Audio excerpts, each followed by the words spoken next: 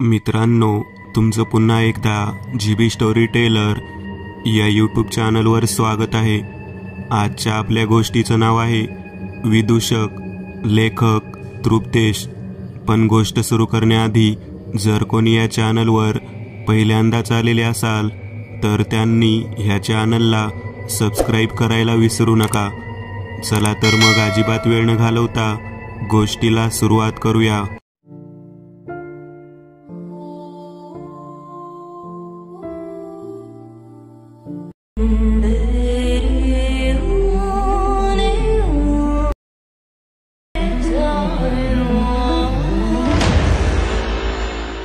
सायंकाळची वेळ, शिवाय हिवाळ्याचे दिवस।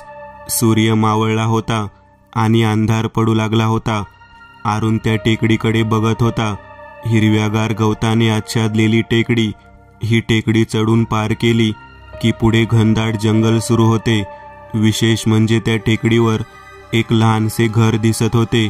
हे घर म्हणे विदूषकाचे, म्हणजे जोकरचे। आजकाल वेगवेगळ्या चित्रपटांनी बदनाम केलेला जोकर। जोकर म्हणजे काय हो?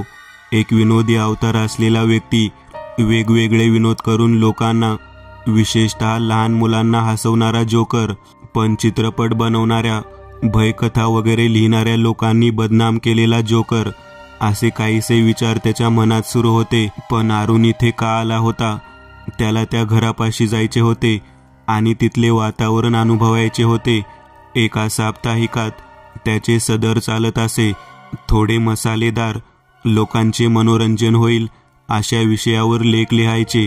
म्हणजे एखादी झपाटलेली जागा, तिची कथा, मग ती अफवा असू शकते किंवा शक्य झालेच तर त्यामागील शास्त्रीय कारणे द्यायचा प्रयत्न करायचा। त्याचे ते सदर साप्ताहिकात सर्वाधिक लोक वाचत होते।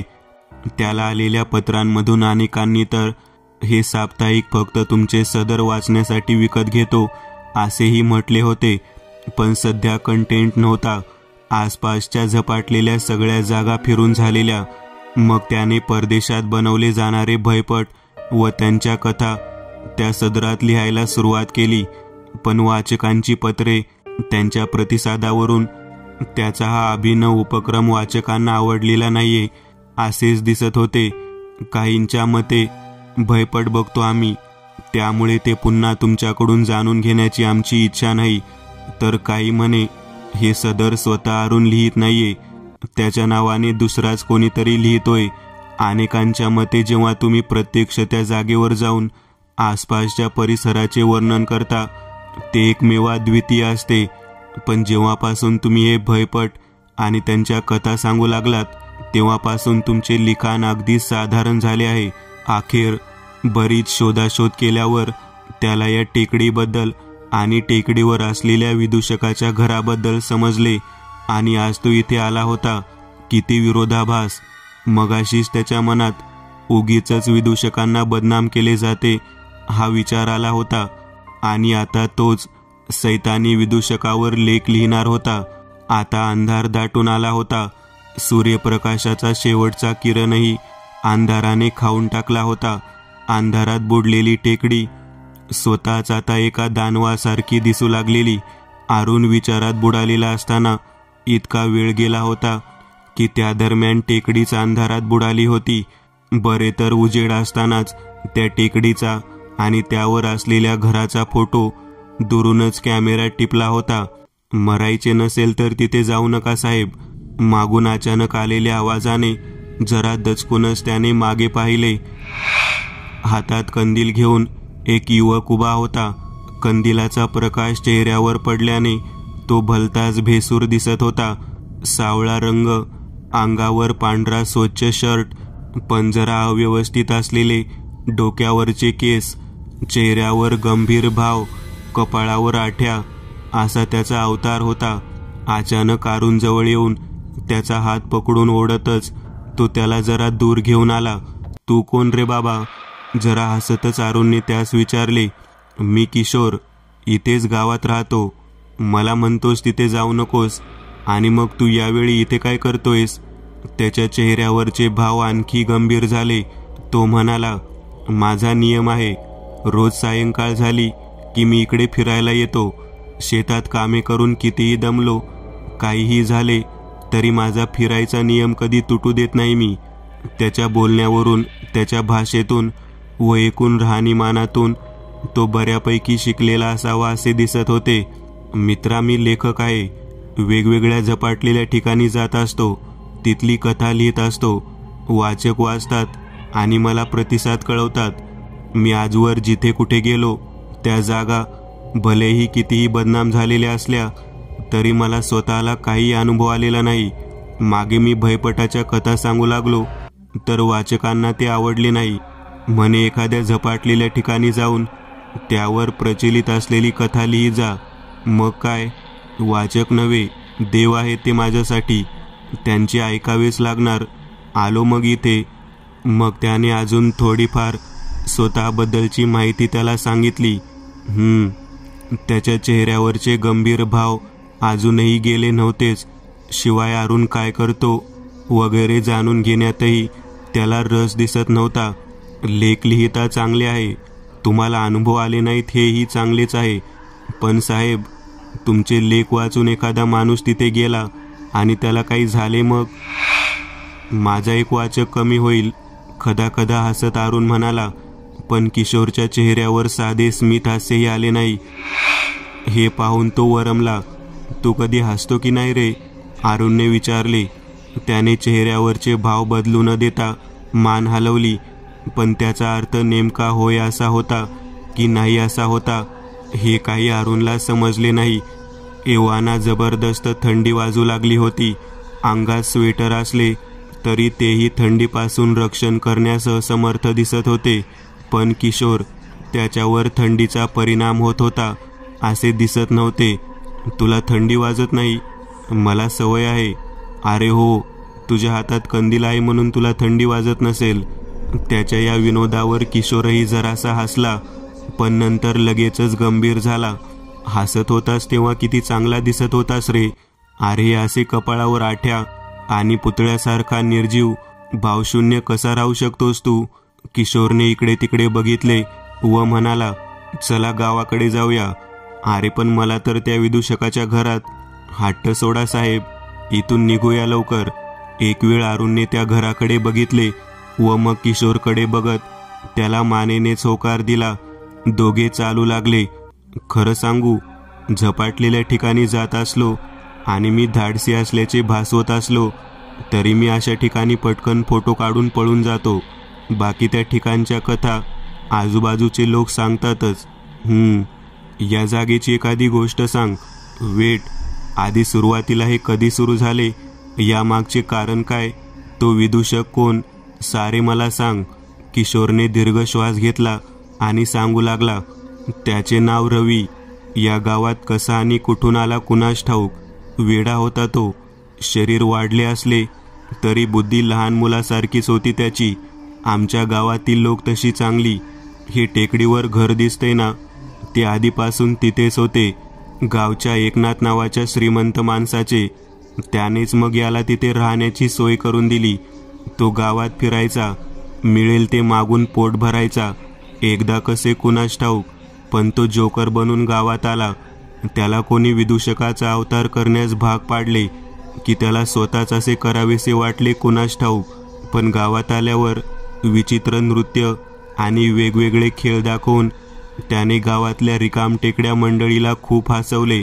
मग त्या लोकांनी पैसे वगैरे दिले त्याला. तो फारच खुश झाला. हळूहळू तो गावात कुणाच्या इथे कार्यक्रम असेल तर विदूषक बनून जाऊ लागला. लोकांना हसवू लागला. हळूहळू त्याच्या समजदारपणा येऊ लागला होता. वेडसरपणा मागे पडून त्यालाही चार चौघांसारखे समजायला लागले होते. त्याचे विनोदही आता निरर्थक राहिले नव्हते. तो वेगवेगळी गावे फिरू लागला, पैसे कमवू लागला. सुरुवातीला आलेला रवी जेव्हापासून विदूषक बनला त्यानंतर त्याच्या आयुष्यात प्रचंड परिवर्तन आले होते. रवी नाव मागे पडून त्याला सारे विदूषक म्हणू लागले. पण म्हणे त्याने एक चूक केली. एका पोरीच्या प्रेमात पडला तो. आता कोण बाप आपली पोरगी अशा विदूषकाला द्यायला तयार होणार होता. प्रेमही एकतर्फीच होते. म्हणे एक दोनदा तर त्या पोरीच्या बापाने आणि भावाने दोघांनी त्याला तुडवला होता. पण तरीही त्याने पोरीचा पिच्छा सोडला नाही. एके दिवशी त्या घरात त्याचा मृतदेह सापडला. त्याने आत्महत्या केली की खून झाला हे कोणाला समजले नाही. तेव्हापासून ती संपूर्ण टेकडी आणि तिथले त्याचे ते घर, तिथे अनेकदा लोकांना तो विदूषक दिसलाय. रात्री तिथे जाणारे अनेक बेपत्ता झालेत. त्यांचे मृतदेह सुद्धा सापडले नाहीत. त्यानंतर लोकांनी त्याचे टेकडीवरचे घर बंद केले. एका साधूने आपल्या शक्तीने बरीच यज्ञ वगैरे करून त्याला एका ठराविक हद्दीत अडकवून टाकले.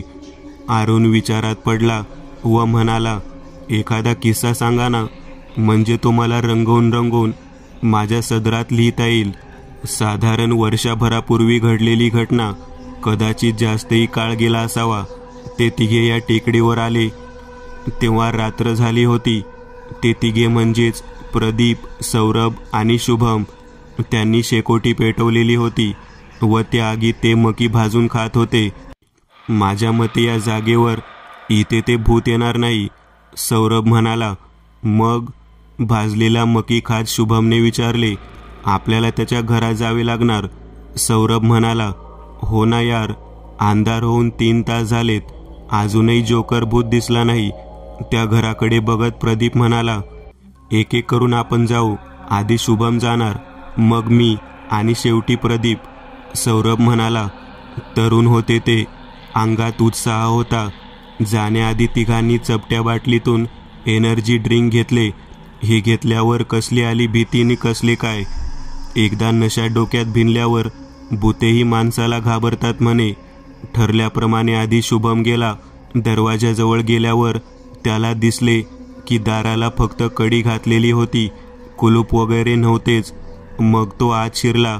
हातात शेकोटीच्या साह्याने बनवलेली एक मशाल हातात होतीच. घरात सामान पडलेले होते.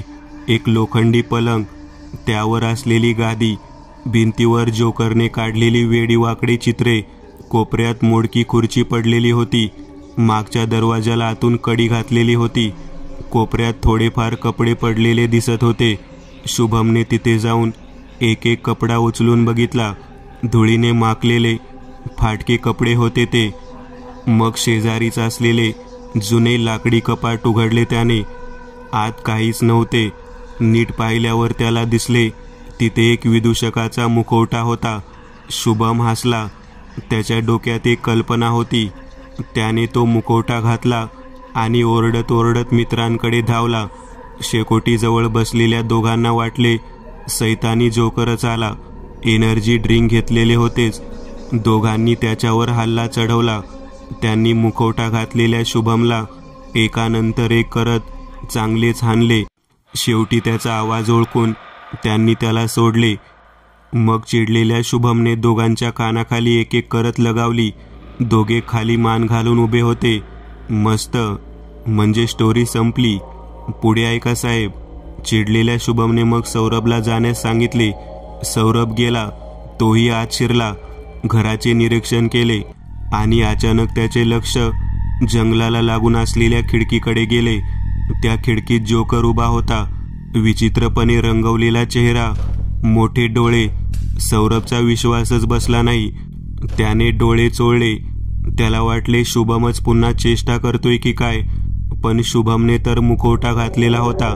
याच्या चेहऱ्यावर मुखवटा नव्हताच मुळी. त्याने जोरात शिट्टी मारली. खिडकीत उभा जोकर गोंधळला. पाहता पाहता मागच्या दारातून शुभम आणि प्रदीप आत आले. जोकर पळू लागला होता, पण लगेचच मागचा दरवाजा उघडून तिघांनी पळत जाऊन त्यांनी जोकर पकडला. काय, जोकर पकडला? अरुण चांगलाच गोंधळला होता.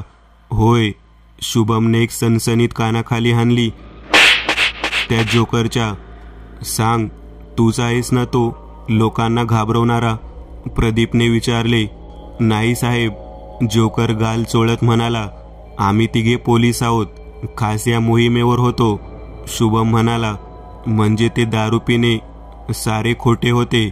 त्याच्या डोक्यावर टपली हाणत सौरभ म्हणाला. तुझ्यासारख्या विकृत मनुष्याला पकडण्यासाठी आम्हाला जाळे विणावे लागले, त्यात तू अलगद सापडलास. प्रदीप म्हणाला. साहेब, मी जोकर नाही, इथला पर्दाफाश करायला मी आलोय. काय, होय साहेब, मी एक प्रायव्हेट इन्व्हेस्टिगेटर आहे. याआधी अनेक केसेस सॉल्व्ह केल्यात. हा परिसर चर्चेत होता म्हणून मी. मग जोकर बनायचे काय कारण? सर, ते मला वाटले की जोकर बनून लोकांना मारणाऱ्या व्यक्तीला मला अशा अवस्थेत पाहून म्हणजे तो गोंधळून जाईल साहेब. त्याला वाटेल खरोखर जोकराची अफवा खरेच आहे की काय. अशा अवस्थेत त्याला बेशुद्ध करून पकडणे किंवा तिथून निसटून मी काढलेले व्हिडिओ जेव्हा मी तुमच्यासारख्या पोलिसांना दाखवेन तेव्हा नंतर तुम्ही याला जेरबंद कराल. गोंधळून काही बाई बडबडत तो म्हणाला. तिघे हसले. त्याच्या आणखी एक कानाखाली लगावत शुभम म्हणाला, काय मूर्खपणा आहे हा. तुझे नाटक बंद कर आणि सांग तू कोण आहेस. खरोखर मी एक प्रायव्हेट इन्व्हेस्टिगेटर आहे साहेब. मागे एकदा एका बंगल्यात चेटकी नसल्याची अफवा पसरली होती. तेव्हा मी बंगल्यात तसा अवतार घेऊन बसलो होतो. तिथे अवैध धंदे चालत असत. मला पाहून त्या चौघांनी माझ्यावर हल्ला चढवला पण मी पळून गेलो. माझ्याकडे महागडा व्हिडिओ रेकॉर्डर करणारा कॅमेरा आहे साहेब. मग काय, सारी रेकॉर्डिंग पोलिसांना दाखवली आणि त्यांना पोलिसांनी पकडले. लहानपणी फास्टर फेने, शेरलॉक होम्स वगैरे जास्त वाचायचंच वाटते. शिवाय तंत्रज्ञानही प्रगत वापरतोय तू आणि आम्हाला पाहुणी अशी अवस्था झाली तुझी. खरोखर सैतान जोकर आला असता मग. प्रदीप हसत होता. बाकीचेही त्याला खिल्ली उडवत हसत होते. नकली जोकर चांगलाच खजील झाला होता. पण मग त्याने कॅमेरा दाखवला. त्यात काहीही शूट झालेले दिसत नव्हते कारण कॅमेरे बंदच होते. तो रेकॉर्डिंग सुरू करायला विसरला होता की ते आपोआप बंद पडले होते कुणास ठाऊक. तेव्हा अचानक झालेल्या किंचाळण्याच्या भयान आवाजाने चौघे दचकले. आवाज शेकोटीजवळ झाला होता. चौघे तिकडे धावले. कोणीतरी शेकोटी त्यांचे सारे सामान अस्ताव्यस्त केले होते. मी आहे विदूषक, करतो विनाकारण बगबग. आता हा आवाज त्या घरातून आला होता. तिघांनी आपापल्या पिस्तूल हातात घेतल्या. त्या इन्व्हेस्टिगेटरला तिथेच उभा राहा असे सांगून तिघे त्या घराकडे निघाले. इन्व्हेस्टिगेटरने आसपास बघितले. आसपासचे सामान प्रचंड विकृतपणे हल्ला करून फाडून टाकलेले होते. शेकोटी विस्कटलेली असल्याने अंधारात जमिनीवर पसरलेले आगीचे गोळे दिसत होते. अचानक ते आगीचे गोळे एकत्र होऊ लागले. त्यांनी मानवी रूप धारण केले. आगीत जिवंत जळणारा एक विदूषक तयार झाला. अर्थात तो इन्व्हेस्टिगेटरही. लायसेन्स असलेली पिस्तूल अशा ठिकाणी येताना घरी विसरून येईल इतका नॉनसेन्स नव्हताच. लगेचच पिस्तूल काढून त्याने एकानंतर एक गोळ्या झाडल्या. पण विदूषकाला काहीही फरक पडलेला दिसत नव्हता. त्या जळत्या चेहऱ्यावरही विकृत हास्य स्पष्ट दिसत होते. दोन्ही हात त्याच्याकडे करत भयान आवाजात ओरडत तोही त्या घराकडे धावला. पळता पळता त्याने मागे वळून बघितले. जोकर भेसूर हसत धावत येत होता. अग्नीही त्याच्या शरीराला जाळून टाकू शकत नव्हती असे वाटत होते. अंधारात त्याचे जळणारे शरीर अत्यंत भयंकर दिसत होते. कसाबसा तो घराच्या दारापाशी आला. दरवाजाला बाहेरून कडी घातलेली होती. इन्व्हेस्टिगेटरला काहीही समजेना. कडी उघडून तो आत आला व दरवाजा आतून लावून घेतला. विशेष म्हणजे मागचा दरवाजा आतून लावलेला होता. थोडा वेळ तो तसाच दाराला पाठ लावून बसला. आता बाहेर काहीही आवाज येत नव्हता. न त्या विदूषकाच्या हसण्याचा न पोलिसांचा. फक्त रातकिड्यांचा आवाज येत होता. इन्व्हेस्टिगेटर जोरजोरात धापा टाकत होता. हळूच दरवाजा उघडून त्याने बाहेर डोकावून बघितले. आसपास गर्द अंधार दिसत होता. मगाची अस्ताव्यस्त झालेली शेकोटी, सामान, कशाचेही अवशेष दिसत नव्हते. अर्थात अंधार आणि अंतर जास्त असले तरी इथूनही तेथील वस्तू विखुरलेल्या शेकोटीच्या अग्नीत तोडक्या प्रकाशामुळे तिथल्या वस्तूंच्या अस्तित्वाची जाणीव व्हायला हवी होती. अचानक डोक्यात एक चापट बसल्याने तो भानावर आला. काय रे, इथे काय करतोस? मगाशी गोळीबार. मागे अंधारात ते तिघे उभे होते. साहेब, आपली पिस्तूल दाखवत तो म्हणाला. मीच केला होता गोळीबार साहेब. बाहेर शेकोटी, सामान वगैरे काहीच नाहीये. अस्ताव्यस्त पडलेल्या अग्नीतून एक सैतान तयार झाला. आगीचा आगीने घेरलेला जोकर, त्याने माझ्यावर हल्ला केला. गोळ्यांनीही त्याला काही झाले नाही साहेब. मी इथे आलो आणि या घराला बाहेरून कडी लावली होती आणि मागच्या दाराला आतून कडी लावलेली होती. मी आत आलो, तुमचा तपास नव्हता. तुम्ही अचानक कसे प्रकटला? तिघे जोरजोरात हसत होते. वेड्या, आम्ही मागच्या दरवाजातूनच तुझ्याकडे आलोय. जरा थोडे दूर जंगलात गेलो होतो आम्ही. कोणीतरी आमच्या पुढे धावत होता. त्याला पकडणार तोच इकडे आवाज झाला, म्हणून इकडे आलो. मूर्खा, तू खरोखर जोकर आहेस. त्या आगीच्या जोकरला गोळ्यांनी काही झाले नाही, पण तुला नक्की होईल. अरे म्हणजे डोक्याच्या औषध गोळ्या घे. तुला नक्कीच काहीतरी मानसिक आजार आहे. गोळ्या घेतल्यावर बरे वाटेल तुला. सौरभ चिडून म्हणाला. सौरभ शांत हो. त्याच्या अवस्थेवरून त्याने खरोखर इथे काहीतरी बघितले आहे असे दिसते. शुभम गंभीर होत म्हणाला. त्या इन्व्हेस्टिगेटरला भर हिवाळ्यात घाम फुटला होता. त्यामुळे त्याने बनवलेला जोकरचा मेकअप खराब झाला होता. त्यामुळे तो आणखी भेसूर दिसत होता. ए बाबा, चल तिकडे जाऊ. पाहू जरा पोलिसांचे सामान चोरी करायची हिम्मत कोणी केली ते. प्रदीप म्हणाला. सारे घरातून बाहेर पडले. जसजसे जवळ जात होते तसे तसे सामान शेकोटी जवळ येऊ लागले होते. सगळे तिथे आले. आस्ताव्यस्त पडलेली शेकोटी तशीच होती. सामानही पडलेले होते. काहीही गायब झाले नव्हते. आता हे काय आहे? साहेब, खरंच मी. त्याला बोलू नको असा इशारा करून मग शुभम धावत सामानाकडे गेला. एक पाण्याची बाटली काढून घेऊन आला व म्हणाला, आधी पाणी पी आणि जमले तर हा विदूषकाचा अवतार धुवून टाक. मग इन्व्हेस्टिगेटर घटाघटा पाणी प्यायला आणि त्याच पाण्याने चेहराही धुतला. पाणी थंडगार असल्याने ते पाणी एखाद्या ॲसिडसारखे जणू त्वचेला घायाळ करत होते. मग बाटली घेण्यासाठी त्याने शुभमकडे बघितले. त्या अंधुक प्रकाशातही त्याला दिसले. तिघांचे चेहरे पांढरे शुभ्र पडलेले होते. नाकावर लाल रंगाचा चेंडू लावलेला दिसत होता. डोळ्यांच्या भोवती लाल रंग लावला होता. तिघेही एक सुरात बडबडत होते. मी आहे विदूषक, करतो विनाकारण बकबक.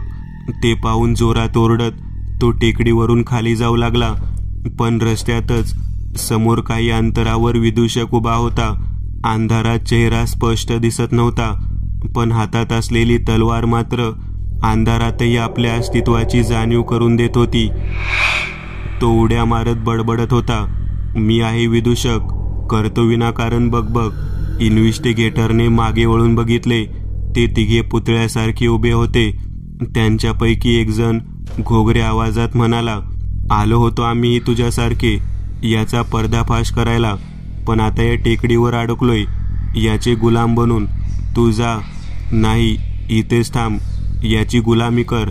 तुला हे असे इन्व्हेस्टिगेटर बनून फालतूगिरी करत भटकायची गरज नाही. तो ओरडत जंगलाकडे धावला. ते तिघे गायब झाले होते. विदूषक अगदी बिनधास्तपणे चालत त्याच्याकडे येत होता. हातातली तलवार गोल गोल फिरवत होता. इन्व्हेस्टिगेटर खूप धावला, पण घुमून फिरून तो टेकडीवर असलेल्या घराच्या जवळच येऊन पडायचा. दमून जमिनीवर पडलेल्या इन्व्हेस्टिगेटरच्या पाठीवर सपकन तलवारीचा घाव झाल्या तो कळवळून धावू लागला. आता तो टेकडीवरून उतरून अगदी वेशीवर येऊन पडला. या हद्दीच्या बाहेर जोकर जाऊ शकत नव्हता. त्या ठिकाणी तो पडला होता. विदूषकाने एक एक वार करून त्याच्या देहाला चिरून टाकले. अर्थात याआधी धावता धावता त्याने इथून जाण्याचा प्रयत्न केला तरी तो जोकरच्या घराजवळच येऊन पडायचा. पण यावेळी अत्यंत जखमी आणि रक्तबंबाळ अवस्थेत असलेल्या इन्व्हेस्टिगेटरने कशीबशी ती हद्द पार केली. असे का झाले माहिती नाही. कदाचित विदूषकाला अशी खात्री झाली असावी की तो आता हद्द पार करू शकणार नाही व म्हणून नकळत त्याने आपले जाळे कमजोर केले असावे. पण इन्व्हेस्टिगेटर जोकरच्या तावडीतून म्हणजे त्या हद्दीतून सुटला असला तरी मृत्यूने त्याला गाठलेच.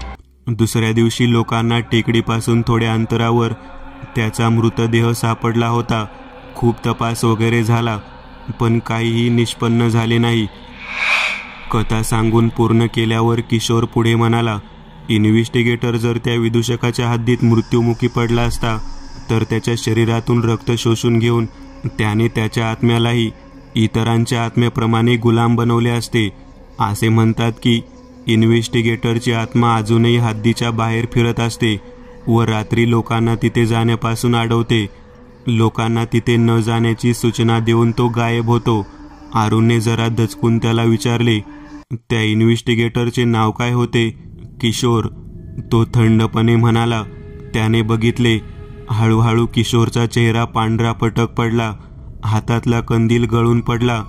तसा अचानक त्याचा हात अरुणने घट्ट पकडला. आता चकित होण्याची पाळी किशोरची होती. पाहता पाहता अरुण त्या भयान विदूषकात बदलला. चेहऱ्यावर खोल जखमा आणि विकृत हास्य व तोंडातून निघणारे विचित्र वाक्य. दुसऱ्या हातात असलेली तलवार आणि समोर विदूषकाचे घर. मी आहे विदूषक, करतो विनाकारण बगबग. मला खरोखर अरुण नावाचा व्यक्ती समजून हद्दीतून बाहेर खेचण्याच्या नादात तूच माझ्या हद्दीत आलास आणि फसलास. वेड्या, किती लोकांना माझ्या तावडीत अडकवण्यापासून वाचवलेस तू. किती दिवस उपाशीच होतो मी. आता तू पण होशील विदूषक, करशील माझ्यासारखीच बगबग. आता लोकांना इथे येण्यापासून अडवणारा कोणी नसेल आणि त्यांची शिकार मी करेन. माझे पोटही भरेल, मला नोकरही भेटतील. म्हणजे इतक्या वेळापासून किशोर त्या विदूषकाला त्याचीच कथा सांगत एकाच ठिकाणी फिरत होता. तो काही करणार. तोच क्षणात समोरच्या घराचा दरवाजा उघडून त्याने किशोरला आत ढकलले. भयान अंधारात त्याला असंख्य लाल भडक डोळे दिसले. त्याला जाणवले जणू त्याच्या आत्म्याला एक शरीर मिळाले आहे, कारण त्या सैतानी आत्म्याचे स्पर्श, शरीरास होणाऱ्या वेदना सारे त्यास जाणवत होते. शरीराचे लचके तोडले जात होते. त्यांच्या एक एक जीवघेण्या हल्ल्यानंतर हळूहळू स्वतःमध्ये होणारा बदलही त्यास जाणवत होता. मग नंतर आतून बराच वेळ किशोरच्या किंचाळण्याचे आवाज येत राहिले. ते आवाज ऐकून तो विदूषक तलवार गोल गोल फिरवत दाराकडे बघत विचित्रपणे हसत होता. लवकरच दरवाजा उघडला. टाळ्या पिटत किशोर बाहेर आला. मागून इतरही काही जण बाहेर पडले. विदूषकासारखा अवतार असलेला किशोर टाळ्या पिटत उड्या मारत हसत हसत बडबडत होता. आता मी पण आहे विदूषक, करतो विनाकारण बगबग. आधी किशोरने सारी हकीकत सांगितल्यावर जेव्हा तो गायब व्हायचा तेव्हा भूतांवर विश्वास नसलेली व तिथे काही नाही हे सिद्ध करायला गेलेली माणसे विदूषकाच्या घराकडे जाण्याआधीच तिथून धूम ठोकत. आता किशोर नाहीये, त्यामुळे सावध करणारा कोणी नाहीये. तेव्हा तिथे गेल्यावर त्या घरात खरोखर सैतानी विदूषक आहे हे सिद्ध होईल. पण तोवर उशीर झालेला असेल. म्हणून सांगतो, कधी एखाद्या गावी गेलात आणि तुम्हाला कोणी टेकडीवर असलेल्या घरात राहणाऱ्या सैतानी विदूषकाची गोष्ट सांगितली तर रात्री तिथे जाण्याचे नसते धाडस करू नका. उगीच रिस्क कशाला घ्यायची, नाही का?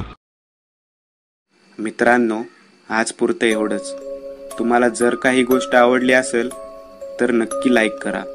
तुमच्यापैकी बरेचसे जण व्हिडिओ लाईक न करताच पळून जातात. पण हा जर व्हिडिओ तुम्ही लाईक केला तर मला जरा बरं वाटेल आणि असेच भारी भारी व्हिडिओ बनवायची माझ्यात एनर्जी येईल. त्यामुळे नक्की लाईक करा. आणि अजूनही कोणी या चॅनलला सबस्क्राईब केलेलं नसाल तर लगेच सबस्क्राईब करून टाका. आणि बाजूची घंटी ती मात्र दाबायला विसरू नका. देवाची घंटी आहे ती. चला तर मग पुन्हा भेटूया अशीच एक आगळी वेगळी गोष्ट घेऊन पुढच्या